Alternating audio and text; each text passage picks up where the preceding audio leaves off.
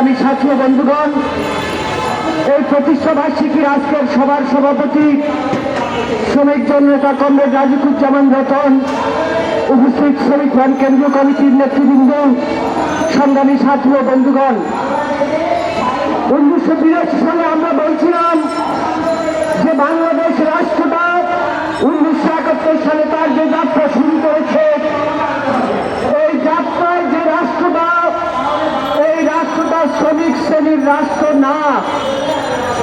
অর্থাৎ ওই দিন রাষ্ট্রটা শুরু করেছে মালিকের পক্ষে, মালিকের স্বার্থের একটা রাষ্ট্র হিসাবে। আমরা বলছি আমাদের দেশের শ্রমজীবী মানুষ তারা কেমন আছে আপনারা আপনাদের নিজের জীবন থেকে জানেন, আমাদের নেতৃবৃন্দ সেগুলো ব্যাখ্যা করেছে। আমরা বলছি শ্রমিকের জীবনের দুর্বিষহ জীবনের অবসান ঘটাতে হবে। শ্রমিক যে আইনি অধিকার, তাদের আইনি অধিকার প্রতিষ্ঠা করতে হবে।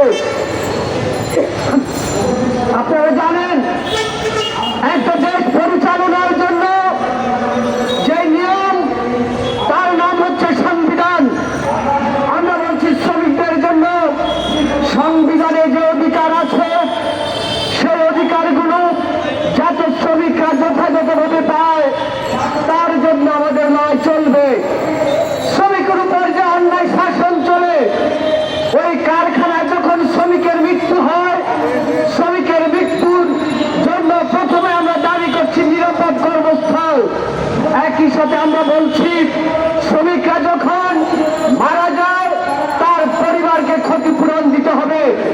আহত শ্রমিকরা যাতে পুনর্বাসিত হয়, আগামী দিনে তারা যাতে অসহায় মানুষে পরিণত না হয়, এই দাবিগুলো নিয়ে এবং শ্রমিককে যে ছাঁটাই করা হয়, তাদের উপর যে অন্যায় চলে, সে অন্যায়ের বিরুদ্ধে শ্রমিক ফ্রন্ট আন্দোলন সংগ্রাম করবে। একই সাথে আমরা বলছি আমরা যে রাষ্ট্রে আজকে বসবাস করি, এই রাষ্ট্রটা একটা শোষণমূলক রাষ্ট্র। এই শোষণমূলক রাষ্ট্রের নাম একটা পুঁজিবাদী রাষ্ট্র। পুঁজিবাদী রাষ্ট্রের ক্ষমতার মানে কি? মানে হচ্ছে এই রাষ্ট্রের আইন, এই রাষ্ট্রের প্রশাসন, এই রাষ্ট্রের বিচার যা কিছু আছে, সমস্ত কিছু হচ্ছে পুঁজিপতিদের স্বার্থে। পুঁজিপতিদের স্বার্থ রক্ষার জন্য এই রাষ্ট্র সমস্ত আইন কানুন নিয়ম প্রতিষ্ঠা করে।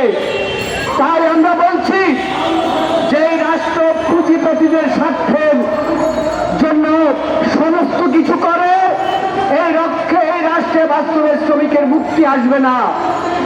শ্রমিকের মুক্তির জন্য চাই শ্রমিক শ্রেণীর রাষ্ট্র। আপনারা জানেন, আমরা যা দেখেছি, নেতৃবৃন্দ বলেছে 31 লাখ মানুষ জীবন দিয়েছে, কিন্তু তাদের সত্য বাস্তবায়িত হয়নি।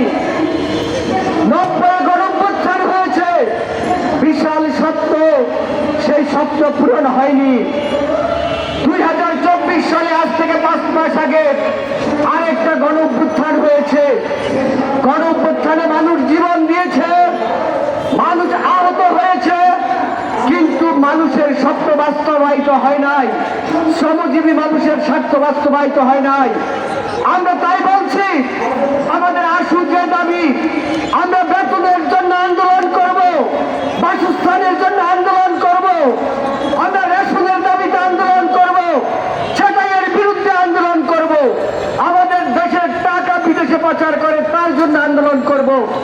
একই সাথে আমরা বলছি যে এই রাষ্ট্র শ্রমিকের অধিকার দেয় না, এই রাষ্ট্রকে ভেঙে আমরা শ্রমিক শ্রেণীর রাষ্ট্র প্রতিষ্ঠা করব। এটাই ছিল সমাজতান্ত্রিক শ্রমিক ফ্রন্টের মূল বক্তব্য। তাই আমরা দুইটা দাবি দিয়ে আজ থেকে 43 বছর আগে বলছি শ্রমিকদের সামনে তাদের দৈনন্দিন জীবনে যেই সমস্যা আছে, এই সমস্যার দাবিতে আমরা যেমন আন্দোলন করব, একই সাথে আমরা শ্রমিক শ্রেণীর রাষ্ট্র প্রতিষ্ঠা করব। তাই তার জন্য আমাদের কি চাই? এই রাষ্ট্রটা আমাদেরকে বুঝতে হবে। মালিকরা কিভাবে শোষণ করে তা আমাদেরকে বুঝতে হবে। আমরা শোষিত হচ্ছি সেটা ঠিক, কিভাবে আমরা শোষিত হচ্ছি তার বিরুদ্ধে আমাদের অস্ত্র কি থাকবে? আমাদের জন্য দুইটা অস্ত্র রাখবে। প্রথমত রাখবে আমাদের সংগঠিত হওয়া। আমরা একদিকে ট্রেড ইউনিয়নকে কেন্দ্র করে সংগঠিত হব, এই কারণে আমরা ট্রেড ইউনিয়নের দাবি করছি। একই সাথে আরেকটা সংগঠন লাগবে, যেটা সমাজতান্ত্রিক শ্রমিক ফ্রন্ট, জাতীয় ফেডারেশন। এই দুই সংগঠন একই সাথে আমাদের নেতৃত্ব লাগবে। আমরা বলছি বাংলাদেশের শ্রমজীবী মানুষের একটা দল আছে, বাংলাদেশের সমাজতান্ত্রিক দল, সমাজতান্ত্রিক শ্রমিক ফ্রন্ট। সেই দলের যেই নীতি আদর্শ, সেই নীতি আদর্শ মেনে একটা সমাজতান্ত্রিক রাষ্ট্র প্রতিষ্ঠার সংগ্রাম করছে। যে দুইটার কথা বলছি, আরেকটা হচ্ছে আমাদের শিক্ষা লাগবে। আমাদের শ্রমিকদের আইন বুঝতে হবে, এই রাষ্ট্র বুঝতে হবে, শোষণ বুঝতে হবে। আমাদের প্রত্যেকটা শ্রমিক স্কুলে যাইতে পারে নাই, কলেজ বিশ্ববিদ্যালয়ে পড়তে পারে নাই, কিন্তু তাদের শিক্ষা প্রতিষ্ঠান হচ্ছে সংগ্রাম, তাদের শিক্ষা প্রতিষ্ঠান হচ্ছে আন্দোলন, তাদের শিক্ষা প্রতিষ্ঠান হচ্ছে ট্রেড ইউনিয়ন, তাদের শিক্ষা প্রতিষ্ঠান হচ্ছে সমাজতান্ত্রিক শ্রমিক ফ্রন্ট। আমরা তাই বলতে চাই, আমাদের সংগ্রাম লাগবে, আমাদের ঐক্য লাগবে, আমাদের চূড়ান্ত একটা লক্ষ্য লাগবে, আমাদের শিক্ষা লাগবে।